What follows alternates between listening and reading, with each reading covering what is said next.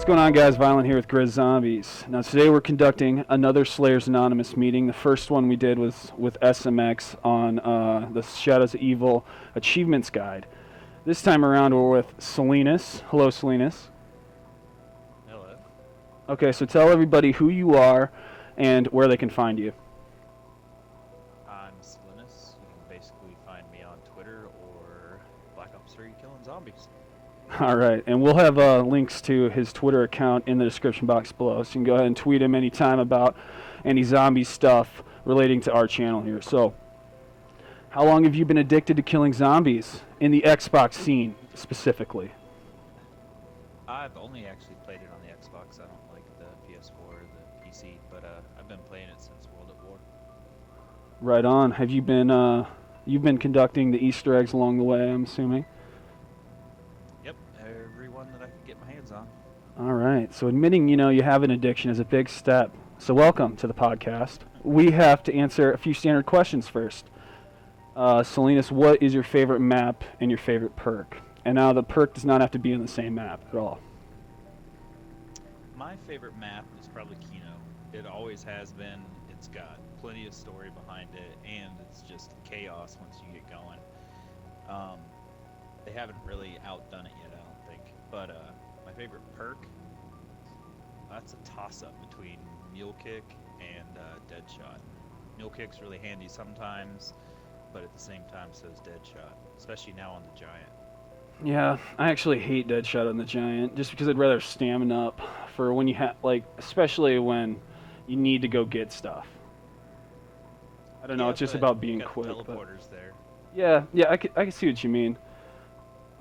Kino is very interesting that you say that, because I actually think Mob of the Dead, for me, is my favorite map of all time.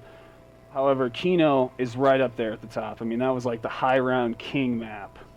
And Yep. I don't know it's a Maxis facility. It makes sense that that's the direction we're going to be heading for another remade map, I'm thinking.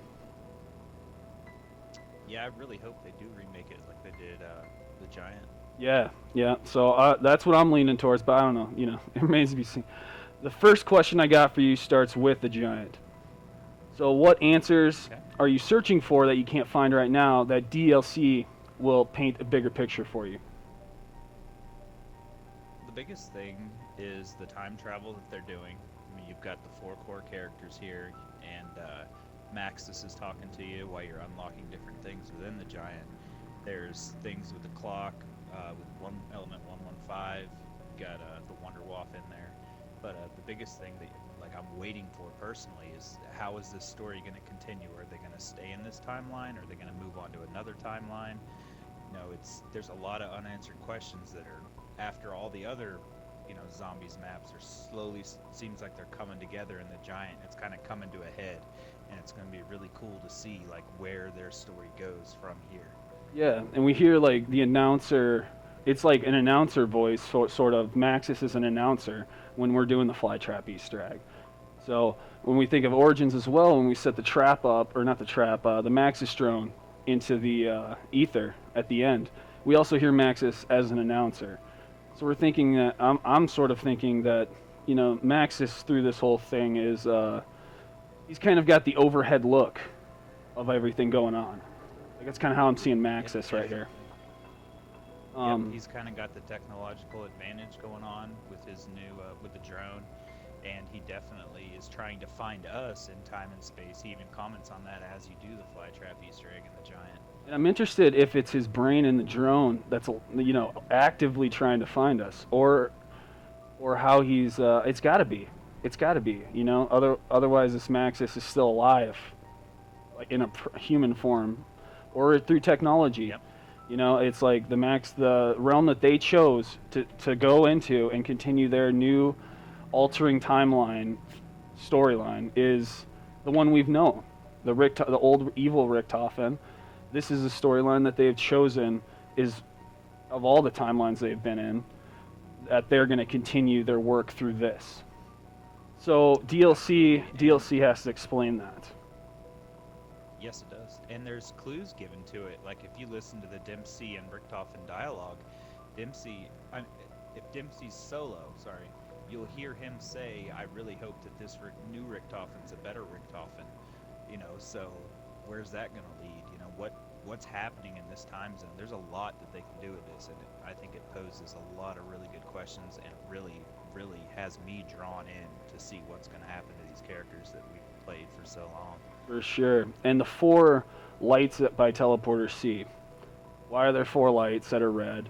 Why are there going to be 4 DLCs? I don't know. We had an Easter egg before that was interactive with one map buried, and we were able to go through the rest of them and choose a side, and then we were able to finally activate something on that map. So I think that will be, the sort of the focusing point for all of the DLC coming is we'll be coming back to the Giant, I think. Yeah, I agree completely. I mean, it's a really big center point of everything that's going to go on with these 4 characters, and those lights, and there being 4 downloadable contents that are coming. It kind of says, hey, you're going to be back to the Giant. Yeah. All right, well, let's move on to the next question, and this deals with the past. So I'm going to talk about Black Ops 2 now. Do you want to see Grief Mode return, and why? I was never really a fan of Grief Mode. The main reason being, I like the storyline. I like the way that, you can get 4 people together and you got to push through, accomplish the different Easter eggs. I felt that Grief Mode had its place for some people, just not for me. I don't like playing against other characters, other people, to let the zombies win against them, and in the end you win. I think it's more fun getting into the story and pushing through that way as a cohesive unit. That's just me, though. Yeah, and I'm going to play devil's advocate because I'm a Grief Mode. I'm pro towards that. I liked it. But I'm going to play devil's advocate towards the guys that did like it. Now, I think Treyarch also saw what you're seeing, and they're like, well, how can we bring customization in a way that is more user-friendly to everybody? I was thinking when Black Ops 3 is going to start, okay, all our customization is going to go towards this Grief Mode.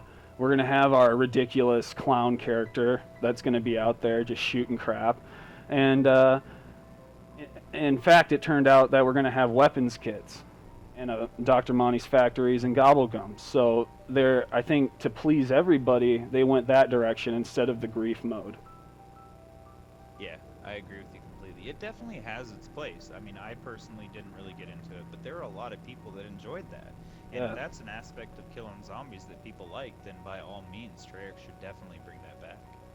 Yeah, I mean, Dead Ups Arcade, it's like they brought that back, and I always thought that sucked. But it's first person now, I think. I haven't unlocked it. I'll get to it, but I think Grief Mode definitely is something that they could be looking at, as well as like an addition factor to Black Ops 3. Yeah, I agree completely. I mean, I haven't gone into the new Dead Ops Arcade or those other new little unlockables. I've been more focused on the Giant and Shadows of Evil and the Easter eggs. And there's so much new stuff to discover. I mean, not just on the Giant, but also in Shadows of Evil. It's just ridiculous how much stuff hasn't been completely like unriddled or solved, if you will. Okay, so having a blast with all that. That's exactly what our third question is going to lead into. This deals with people reading the code for Easter egg clues. So, in your honest opinion, what's your take on people cracking the code for the main Easter egg hunts? I mean, there's folders that they can look into that gives, it's not exact steps, but there's summaries to clue, like what it's going to be, what you got to do. And do you feel like these people are cheating?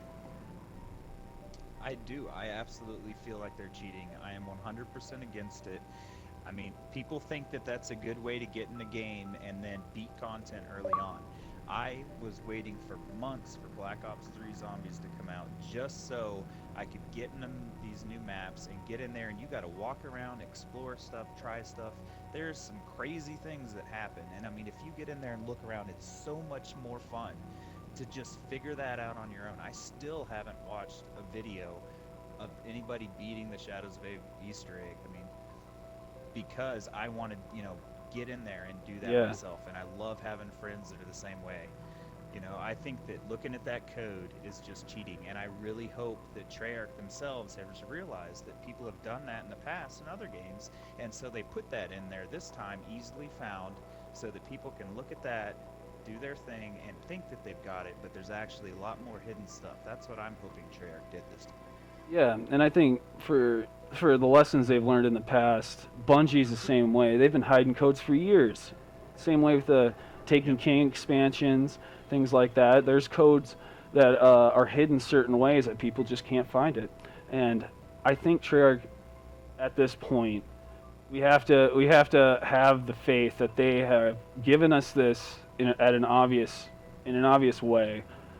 For, like you said, for other Easter eggs that are way more complicated, and that's what we're trying to find, because we have found other clues now, leading into this, that say there's more to this Shadows of Evil Easter egg, and Yep. we're still on the fact of beating the first one because we keep disconnecting from these servers, and that's another problem. Is servers are just as bad as glitches when it comes to Easter eggs, and things like this need to be fixed. There are guys that were able to complete the Shadows of Evil Easter egg, no problem, and not experience this, but the majority of people are lagging out after the flags charge, and that's a problem. Yep. And this will soon be fixed. It's got to be looked at because there's enough people complaining about it, and so I just wanted to bring that to this podcast's attention as well. Yeah, I agree completely. The disconnects and the server issues are pretty bad. It's definitely something that we could use some help with from Treyarch so that we don't have this problem all the time. It's really frustrating getting so far in an Easter egg, getting ready to go to the next step, and then bam, disconnect, and now you're back to where you started and got to start fresh after you put hours into a map, you know? Yeah, so our fourth question is about disconnection. Let's talk about Black Ops 3 performance as a whole. What are your thoughts on public and private lobbies? Can they be better? Do we have a stable in-game Easter egg? Or the glitches, that randomly cause people to connect? How have you dealt with that? You've been with us. I mean, this is a pretty standard question that I'm asking, but disconnection. This is going to be our fourth question because it's a big deal right now. It's a huge deal. I mean, you get four guys together and you put hours into a map, getting through each stage, moving past this wave, getting this part of the Easter egg done, that part done. And then finally you get to where, okay, we're charging the flags, even to the point where you get the flags charged, and you go down to kill the Shadow Man, and there's a disconnect. I don't think the servers right now are able to handle everything that's in this game.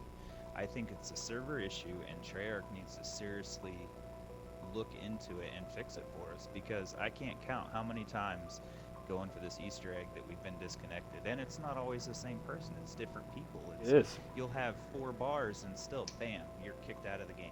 It's better than it was on release day, because at release you would go into a public lobby and get like 10 people in a group, and then when it loaded in the game everybody got kicked out, or 2 people wound up actually being in the game. So they've improved it a little bit. I think they're taking steps to make it better, but they really, I think, are too focused on fixing the multiplayer and not fixing this zombie stuff for us, so that we can stay in there and get longer games going, more competitive stuff, and discover more things inside of the game. Because how long does it take us to get to round 20 and have everything done in Shadows? I mean, it's like 2.5 hours for us to get there and finally have everybody ready to kill the Shadow Man, and we get to that point every time and there's someone that disconnects, and it's frequent.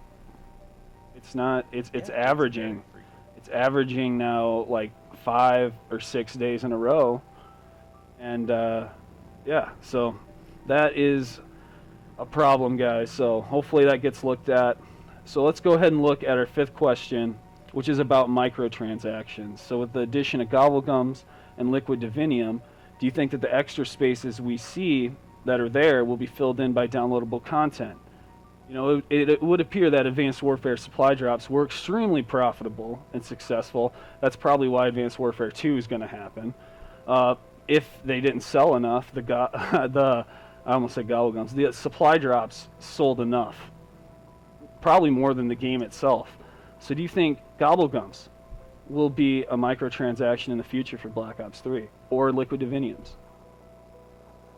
I think that from a business standpoint, yes, they will probably do that. However, from a gamer playing the game, I really hope they don't, because I enjoy, yes, they've made it so you can only get 2 Divinium per game now, or at least that's the way it seems, no matter how many waves you go, 55 or whatever, you can still only get 2. I think they changed it so that's a cap. I haven't verified it. But it doesn't matter. I go in there and I bust my butt. And as you can even see on my screen right now, I've got some pretty decent gobblegums for an Easter egg attempt. And you bust your butt, you play enough that you build up enough that you can get good gobblegums. You don't have to just buy it. And what's going to happen, I think, is people are going to be able to buy either Divinium or gobblegums. Hopefully not gobblegums, but if they can buy Divinium, they'll do that, and then they'll have a whole bunch of Perkaholics and Phoenix Up and stuff like that, and they'll jump into a map because they have these gobblegums, and you'll be playing with people that bought them, and maybe they're not the best zombie players. Maybe they're kids, that, hey, for your birthday, Dad gave you $50 to put on your game, and you don't really know what you're doing, but you have all this stuff. There's lots of precedents for that in games where the people have just been able to buy stuff. I mean, I don't want to really geek out, but look at World of Warcraft. People are able to just automatically level up to almost max, and they have no clue what they're doing. I mean, from a business standpoint, they're making tons of money, and Treyarch would as well. But I definitely would not partake in that. Yeah, I'm the same way. I don't think it'd be a bad thing, because when you see, it's not going to make your weapons better, anything like that. This is just, it's not cosmetic either, but it's beneficial to the team. And that's the only, pro side I see in the gobblegums being like that. Divinium as well. It's all benefiting the team you're playing with. And there's enough problems with people out there being terrible when you search for a random lobby. You got to find all these trash players, and if they got all these gobblegums that can help you, maybe you stand a chance now. I don't know. I think that's a good perspective too. Yeah. I think if they do the microtransactions that way, more so than improving a whole weapon variant like Advanced Warfare Supplies drops did in in multiplayer. That actually had better weapons you could get. You could have an advantage over somebody through microtransactions that way. I don't think microtransactions would affect us as much on the zombie side as it will the multiplayer guys. Right. Because even if you can use a transaction to get a better weapon, the Dingo's already boss, but that's beside the point. It's not going to hurt anybody unless there's a grief mode. Now, if they bring in grief mode and microtransactions and you're able to get a better weapon, then that's going to kind of be a little off balance. But for just regular zombie killing, I don't think it'll hurt too bad. Yeah, so I think it's got a plus side to it. I think there could be drawbacks. Well, it remains to be seen. It's just it's food for thought. Yeah, definitely. I agree completely. I hadn't even looked at it from that perspective. And yeah, I definitely agree. It could be beneficial too. Right on, man. Well, that's going to bring us to the end of this video, guys. This is our Slayers Anonymous meeting with Celenis. You can find his Twitter account in the description box below. He'll be back probably in a few weeks for a checkup. We'll have to see what prestige you are when you return. You're prestige 4 now. Thought I was high with prestige 2, but prestige 4 right here. We have one in our midst. And be sure to subscribe here so you don't miss out on any of our Slayers Anonymous meetings every Sunday night now. This has been a GRIZZ Zombie special, guys. I'm Viollent, and I'm out.